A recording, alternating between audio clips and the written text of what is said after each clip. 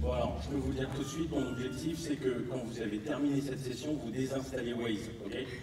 C'est une petite surprise pour le suivant. Donc voilà, la question du jour, c'est comment est-ce qu'on fait de la personnalisation en protégeant la vie privée des utilisateurs. Donc en 2 mots, qui je suis, j'ai mis des petits logos pour que ce soit facile à comprendre pour tout le monde. Firefox, Mozilla, 17 ans, en partant j'ai écrit un livre qui s'appelle Surveillance, les données personnelles à l'ère du numérique, comprendre, voilà, la liberté personnelle face aux défis du numérique, comprendre et agir, c'est-à-dire que comme un chercheur, j'essaie de vous expliquer un problème, mais comme un activiste, j'essaie de trouver des solutions, c'était donc les 2 moitiés du livre. J'ai passé 3 ans chez donc, Cozy Cloud, et en juin je suis arrivé chez Quant. Et puis dans mon temps personnel, qui est libre et copieusement libre, j'ai été 3 ans au Conseil national du numérique et maintenant je suis au comité de prospective de la CNIL. Et je vais vous parler des gens que j'aime bien en fait, pour vous raconter un peu l'histoire de la problématique qui m'intéresse. Là, c'est Tim Berners-Lee, inventeur du web, un type extraordinaire, qui a inventé le web. C'est juste que s'il fallait regarder dans toutes les merveilles qu'il a inventées et qu'il a rendu libre, c'est-à-dire librement utilisable, et c'est grâce à ça que ça a fonctionné, il y a un truc qu'il n'a pas pensé, parce que forcément c'était un chercheur dans un contexte académique, il n'a pas envisagé que les gens allaient publier sur le web pour de l'argent. Et que donc, il fallait trouver une méthode pour leur faire gagner de l'argent. Lui, quand il a inventé le web au CERN, dans un contexte académique, il était là à se dire c'est important que les gens qui font de la physique nucléaire, ils puissent publier des documents que d'autres pourront lire, et en échangeant comme ça leurs publications, ils vont pouvoir apprendre, ils vont pouvoir mieux travailler et fournir de meilleurs résultats. C'était ça son problème. Mais comment est-ce que les chercheurs allaient gagner de l'argent en publiant? Ça lui a pas traversé l'esprit, parce que dans son esprit, dans son contexte, les gens, ils étaient juste payés pour chercher, et donc ils publiaient, c'était un résultat de leur travail. Mais pour avoir des gens qui font de la vidéo, des articles, des journalistes, etc., qui sont payés pour publier sur le web, ça c'est un problème qui ne s'est même pas posé, et c'est un problème en fait qui nous embête encore aujourd'hui, alors que le web va approcher de ses 30 ans. Heureusement, il y a Patrick Lelay à la rescousse. Alors Patrick Lelay, c'est l'ancien président de TF1 qui avait déclaré un peu bêtement dans une interview qu'il ne pensait pas pouvoir publier un jour, c'est sorti dans un livre. Il a expliqué son business avec toute la franchise de Breton qui le caractérise. C'est le métier de TF1, c'est de vendre à Coca-Cola du temps de cerveau humain disponible. Et longtemps, ça a été le business model du web. Vous alliez sur un site web, au début des premiers sites web dans les années 90, vous aviez des bannières. Et la bannière publicitaire, ça occupait votre temps, vous lisiez la bannière en même temps que vous lisiez le contenu, et vous aviez des pubs pour des marques à la mode de l'époque, genre Benetton ou des trucs comme ça. Éventuellement, vous cliquiez dessus ou pas, on s'en fout. On avait imprimé, entre guillemets, la bannière dans votre cerveau d'internaute, et ça suffisait à gagner de l'argent pour le site web. C'est devenu, si vous voulez, ce qu'on appelle aujourd'hui l'économie de l'attention. C'est ça, afficher la publicité. Ça allait, même si on peut être critique envers la publicité, ça allait. Et puis là, je vais vous faire une parenthèse bucolique. Souvent, quand je fais une conférence, je pose la question, mais je ne vais pas vous le faire aujourd'hui, je demande aux gens de lever la main s'ils sont clients de Facebook ou de Google. Et là, la majorité des gens lèvent la main. Moi, je ne vous demande pas de le faire, parce qu'il y a trop de professionnels du web dans la salle, ils ne vont pas tomber dans le panneau. Car il y a un panneau.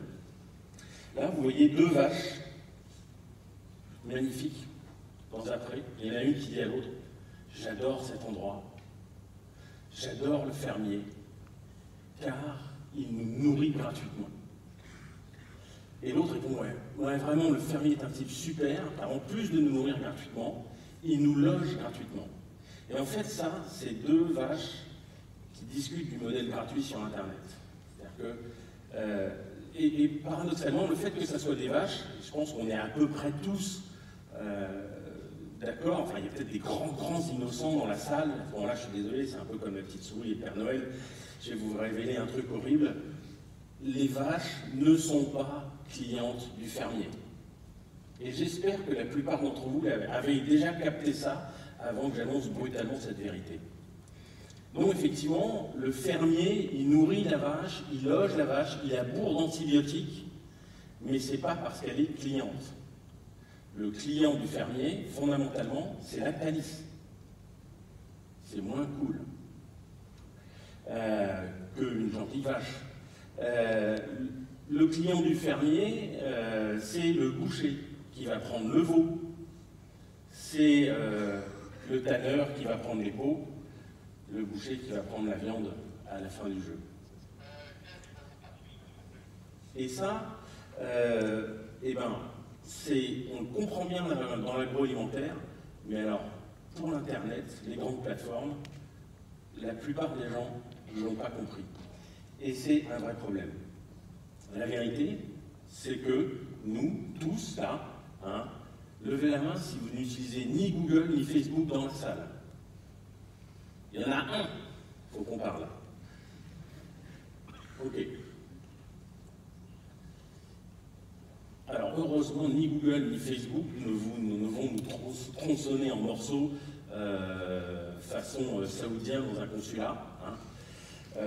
Normalement, enfin, si c'est déjà arrivé, ils ont vraiment bien réussi à étouffer l'affaire.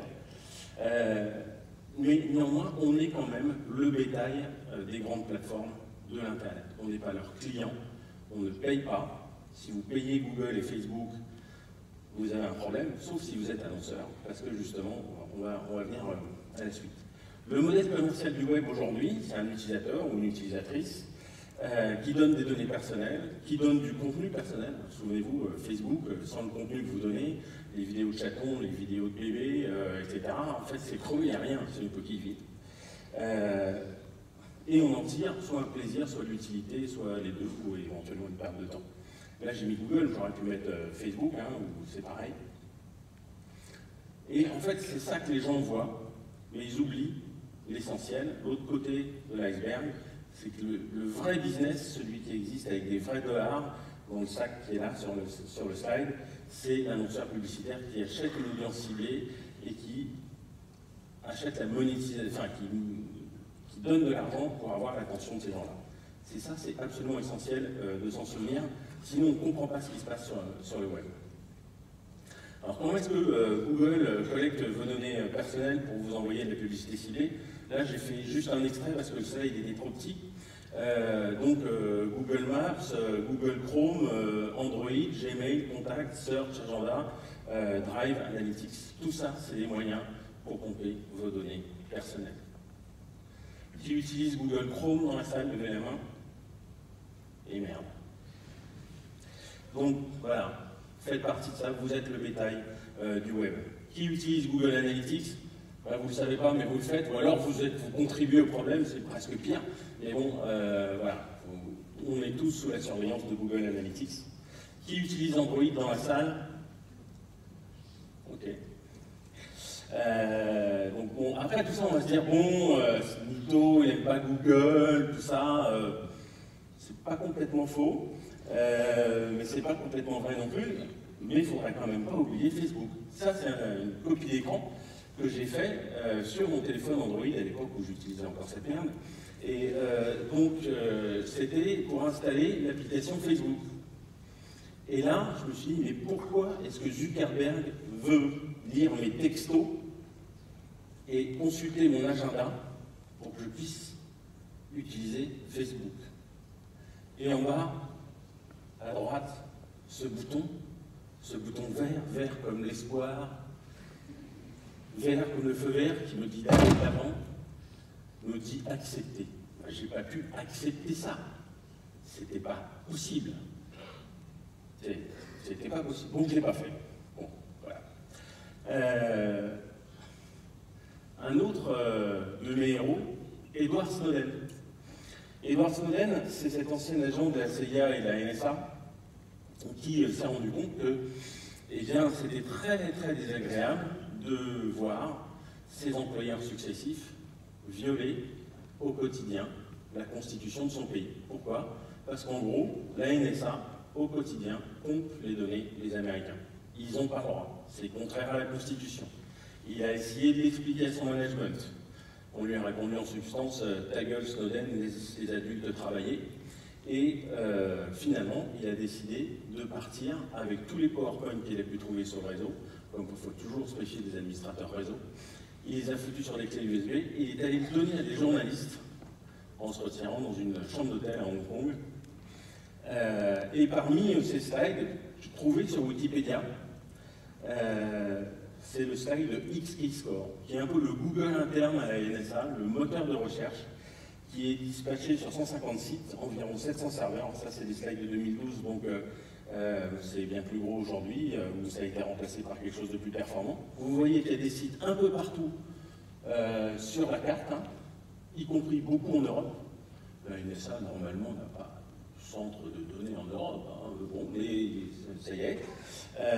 Et c'est ce qui permet d'espionner nommément un individu sur les données qui sont captées par le réseau de la NSA. Et donc Snowden, en gros, il explique que la NSA surveille tout le monde, et les Américains en particulier. Alors pour nous, Européens, ils ont le droit de le faire, hein, c'est de l'espionnage, donc c'est interdit tant qu'on ne se fait pas choper, quoi. Alors que chez les Américains, ils n'ont pas le droit du tout de surveiller dans les Américains, les compatriotes, parce que là, c'est marqué dans la Constitution. Et ça, c'était en juin 2013. Alors pourquoi est-ce que la vie privée, c'est important? Pourquoi est-ce que c'est un problème de voir nos données partir, concentrées dans des endroits centralisés et analysés pour nous envoyer de la publicité ciblée, qui est le nouveau business model de l'Internet?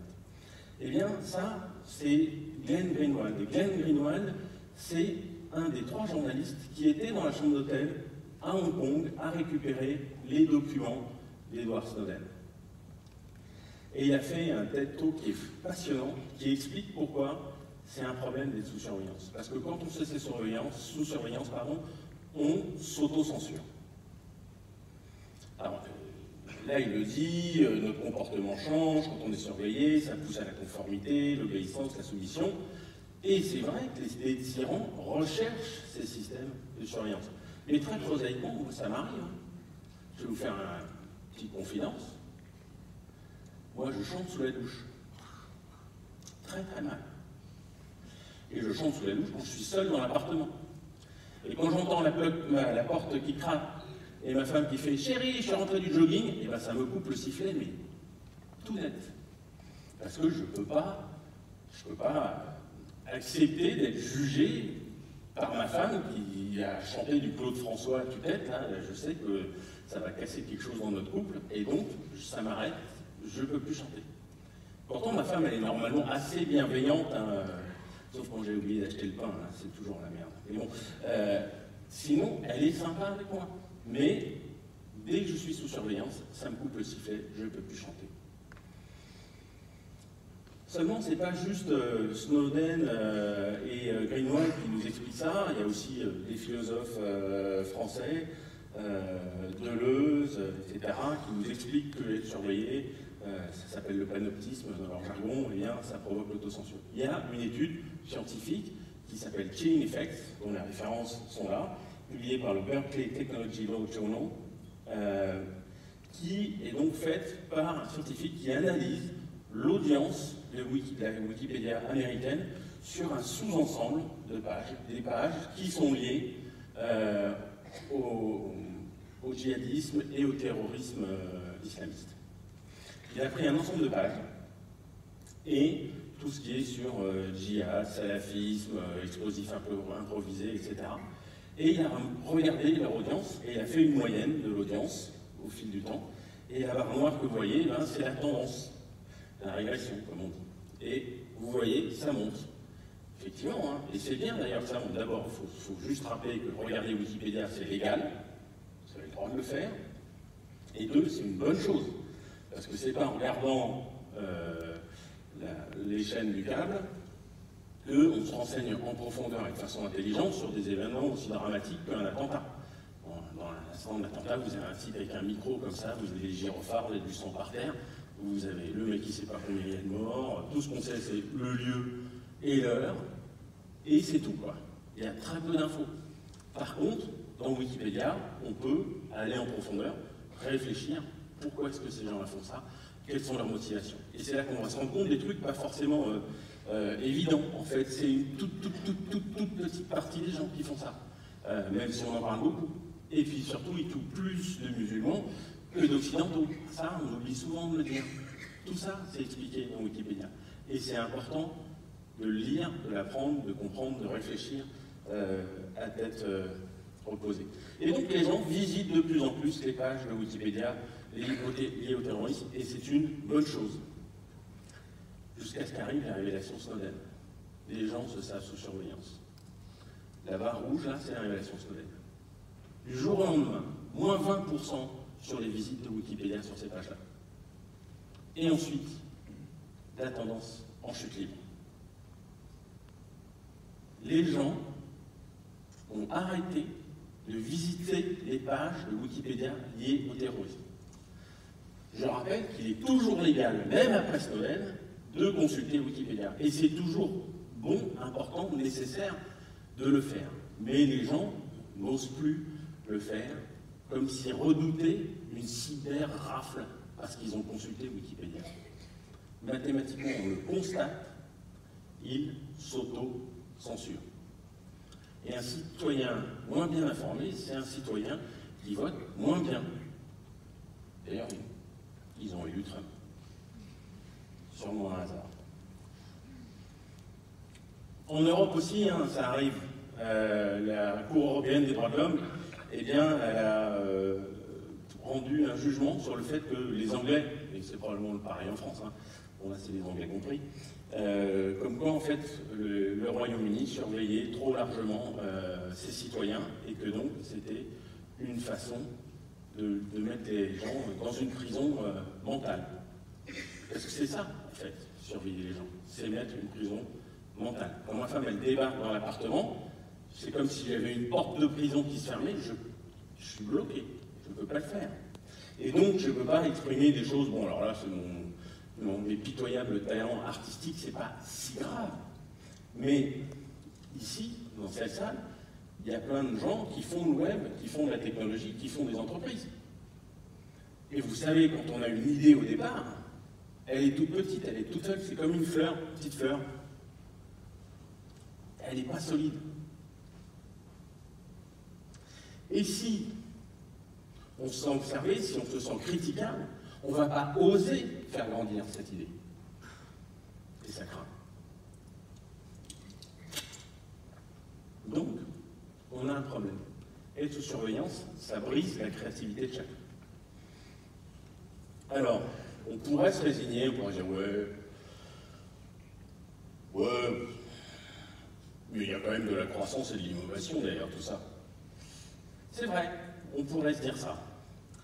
Mais on peut aussi essayer d'inventer quelque chose de mieux, essayer de sortir de ce modèle de fonctionnement du capitalisme de surveillance qui consiste à pomper un maximum de données personnelles pour tout savoir sur les gens, pour faire de la publicité ciblée. Et la chose qu'on fait chez Quant, c'est un moteur de recherche. Parce qu'un moteur de recherche, c'est vachement important. C'est le point d'entrée sur le web pour énormément de gens. Et on le fait sans sacrifier la vie privée. Quand vous allez sur Quant.com, vous n'avez pas une bannière avec une petite croix dessus qui vous dit « Acceptez, en continuant votre navigation, vous acceptez les cookies et la cookie policy ». Mais non, on ne met pas de cookies, donc on ne met pas de bannière. Vous n'êtes pas suivi.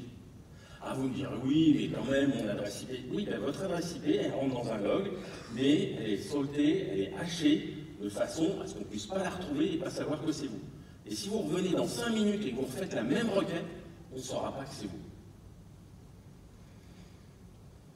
Donc, pas d'historique de navigation. Bon, et en plus, on utilise évidemment HTTPS pour chiffrer la transaction. Nos serveurs, nos technologies, nos index, nos algorithmes, ils sont basés physiquement en Europe.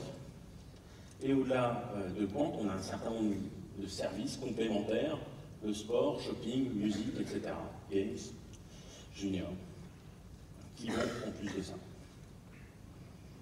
Alors, vite fait, junior pour les 6 à 12 ans, pas de porno, pas de violence, pas de haine, pas de drogue, et tant qu'à faire, pas de publicité.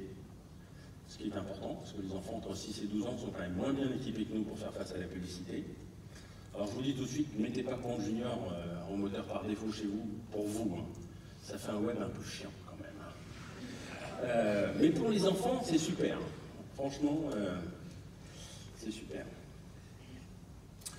Compte musique. Donc c'est un vertical, une recherche. Donc là, vous voyez, on peut écouter sur Spotify, etc. On voit la fiche de Madonna, on peut voir sa discographie, etc. Quelques chiffres, on a implanté en région, en particulier à Nice, Ajaccio et Épinal, en Allemagne, en Italie, Paris et Rouen. On est dans le top 50 des sites européens. Et avant qu'on pose la question, comment est-ce que vous gagnez des sous chez Compte? On fait de la publicité, mais on ne fait pas de la publicité ciblée. On fait de la publicité contextuelle. Là, sur l'écran, je fais une demande, je tape vélo, eh bien, on me propose une pub, en l'occurrence, pour Amazon et une autre pour acheter un fixie, un vélo à pignon fixe. Voilà. Et c'est vous qui avez saisi cette donnée, vélo. À un instant T, vous êtes intéressé par un vélo. Je ne sais pas si vous êtes blanc, rouge, vert ou noir, j'en sais rien. Je ne sais pas combien vous gagnez, on vous sert l'info. C'est tout. Et si vous revenez en 5 minutes, on ne sait pas si. Ça, c'est la première façon de gagner de l'argent. La deuxième, c'est par exemple, vous faites une recherche sur télé 4K, et bien on voit que là, vous avez peut-être bien envie d'acheter une télé 4K, et à ce moment-là, on a une liste de partenaires, en haut à droite, en cadre en rouge ici. Le rouge, il n'est que sur mon slide, hein, il n'est pas sur votre écran. Pour vous montrer, regardez, là vous pouvez faire un deal et vous achetez une télé 4K, et si vous l'achetez, ça reverse un petit peu d'argent à compte et ça paye pour l'infrastructure. Alors au-delà du moteur de recherche, c'est là que ça devient vraiment intéressant, c'est qu'on nous dit, bon, le moteur de recherche c'est bien, vous voulez être un concurrent européen aux solutions américaines et bientôt chinoises. Mais moi, il me faudrait d'autres choses. Moi, un moteur de recherche, c'est bien, mais ça ne me suffit pas. Et donc, la prochaine chose qu'on va sortir, c'est Compte Maps. Donc, voici une copie d'écran. C'est basé sur l'écosystème OpenStreetMap. Donc, c'est de l'open data qui est collecté par des bénévoles. Là-dessus, nous, on met des serveurs et des équipes dédiées. Puis, il y a des bouts qui manquent dans l'écosystème OpenStreetMap. Par exemple, une hiérarchie des pays, des régions, etc. Nous, on l'a fait. Ça s'appelle Cosmogonie. C'est du logiciel libre que Compte développe et donne à l'écosystème OpenStreetMap. Et puis, ça sortira bientôt, quand c'est prêt. Bientôt. Et j'en dis pas plus. Parce qu'en fait, je ne sais pas. Ça fait 25 ans que je fais du logiciel et que les charlatans qui arrivent à donner des dates de release.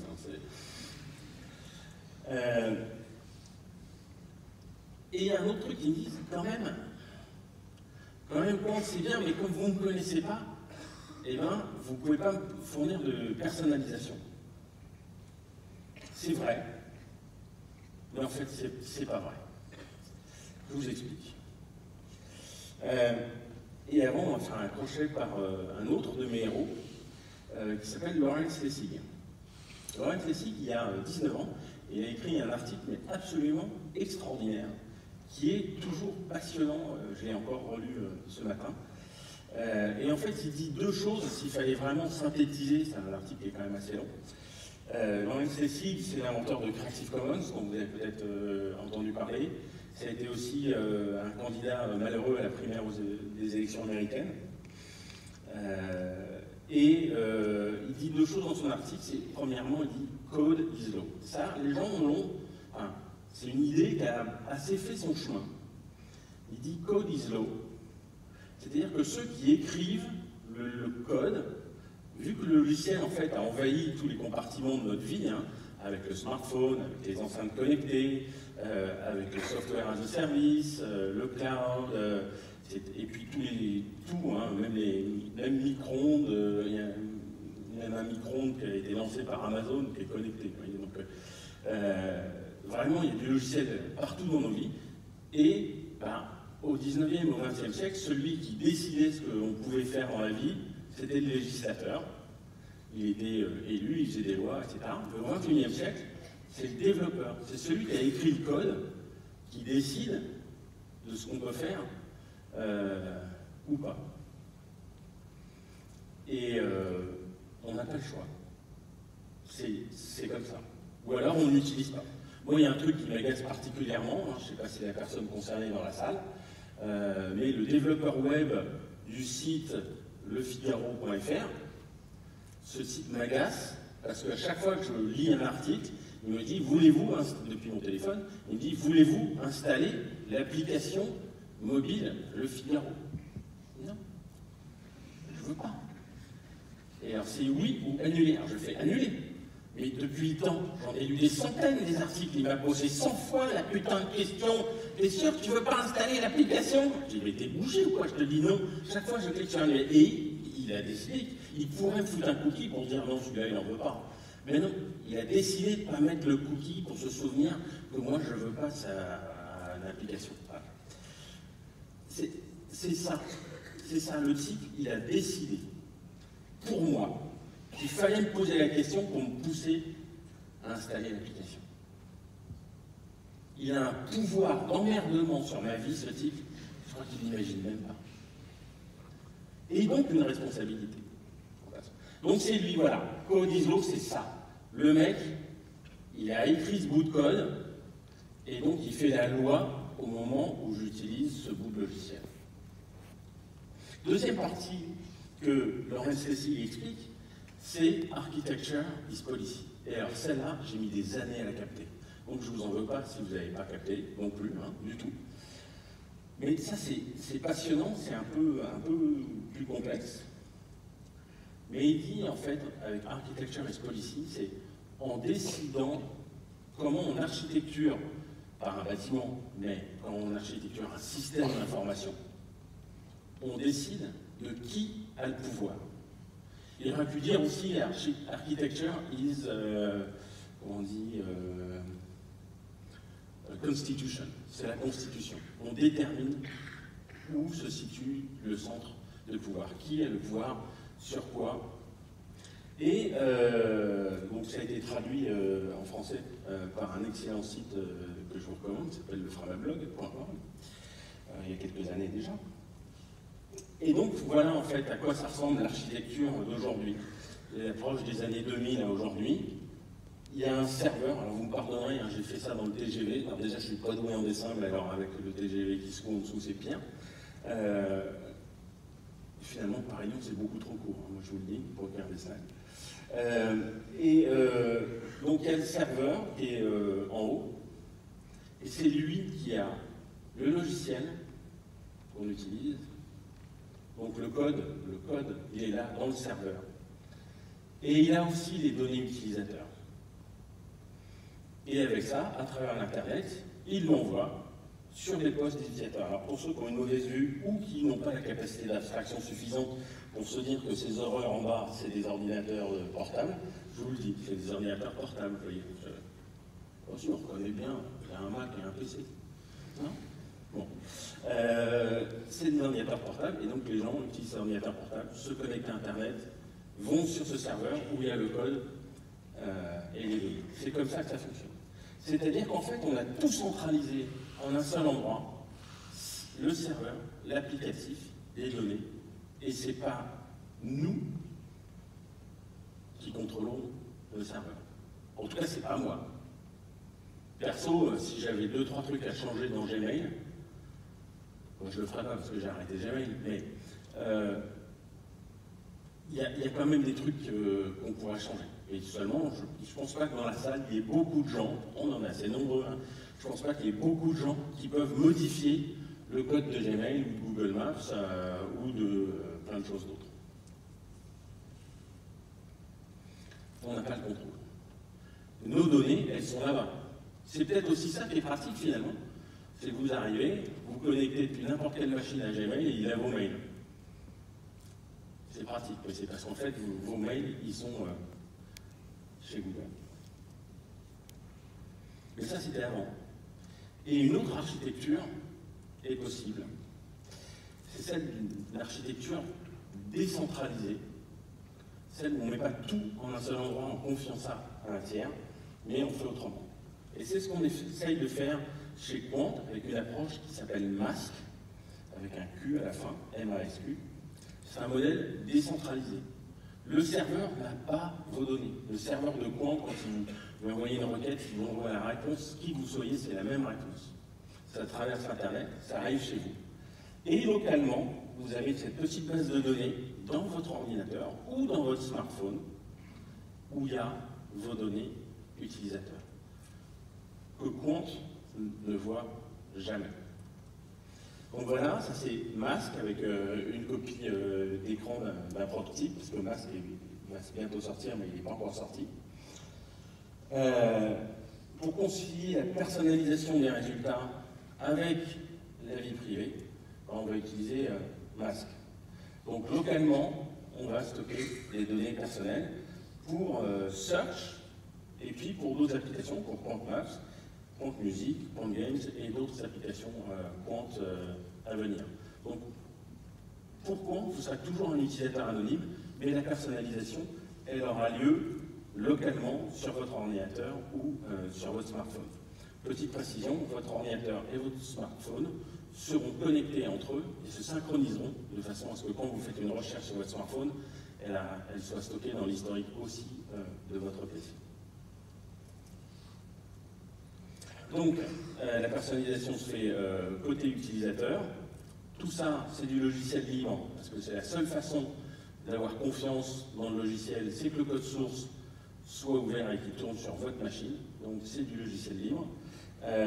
Et les deux premiers services qui vont être concernés, c'est Quant Maps et Quant Search. Alors, comment ça fonctionne? Pour Search, en fait, dès que vous faites une recherche, il va stocker ça localement sur votre ordinateur de façon chiffrée sur votre disque dur, votre historique de recherche. Et quand vous allez commencer à taper quelque chose, et on sait que ça arrive souvent, les gens, on le sait, recherchent souvent d'une façon ou de l'autre la même chose, parce qu'ils n'ont pas encore tous capté la notion de bookmark. 20 ans plus tard, 25 même. Mais bon, c'est comme ça. Et donc, ils n'utilisent pas les bookmarks, ils les marquent pas, c'est ça comme vous voulez. Ils font des recherches, mais ce qui serait pratique, justement, c'est de, quand ils commencent à taper le début de la requête, et bien qu'on leur rappelle les derniers mots qu'ils avaient tapés. Et ça va arriver localement.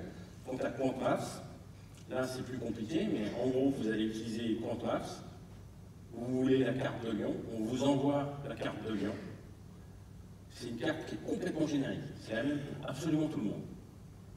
Forcément, on ne sait pas qui vous êtes. On sait juste que vous voulez une carte de Lyon. On vous envoie la carte de Lyon. Mais seulement, la personnalisation, elle est importante. Je suis venu à Blenheim l'année dernière, j'avais trouvé un endroit sympa pour déjeuner, je l'avais recherché, je l'avais trouvé, je l'avais marqué, et bien là, je le retrouve stocké localement. Et MASQ, il est un genre de calque, en fait, sur votre carte. Et sur cette carte, il va mettre les résultats de vos recherches précédentes. Donc, si vous voulez la carte de votre quartier, et bien, vous allez retrouver votre cordonnier, votre boucher, etc. Parce que c'est les choses que vous avez cherchées les dernières fois sur Quant Maps. Mais Quant n'est absolument pas au courant de c'est ça que vous avez cherché, on ne sait pas qui vous êtes, quoi que ce soit. Voilà, écoutez, moi c'est tout ce que j'ai pour l'instant. Tout ce que je vous encourage à faire, c'est installer sur votre mobile l'application Quant Maps, Quant tout court, ce qui est Quant Search en fait. Et je vous mets au défi d'essayer pendant 15 jours. Si ça ne va pas, vous pouvez supprimer, c'est pas grave, et revenir à un système qui vous espionne. Voilà. Merci de votre attention. Merci.